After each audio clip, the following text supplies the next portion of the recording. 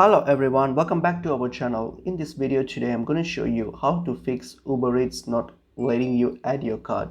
So let's get into the video. So for you have some reason your card is not being accepted by Uber Eats. That's mostly the reason is something is wrong in your card. So what you can do, just make sure that the information you entered is correct. So whatever your card number, expiry date, everything is correct and your card is valid and it's usable. So that's the main thing. So check if that's all correct and all data are valid. And then what you can do, check if there is an update for your Uber Eats app. So go to your Play Store and see if there is any app update for Uber Eats. So because most of the time this might be an update. If you're using an existing version, that might cause the issue. So try to update your app.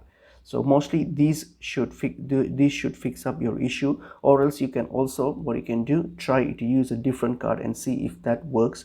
If that works, then mostly the issue is with your existing card. So that's pretty much it is. I hope this video is helpful. I will see you in another video. Thank you.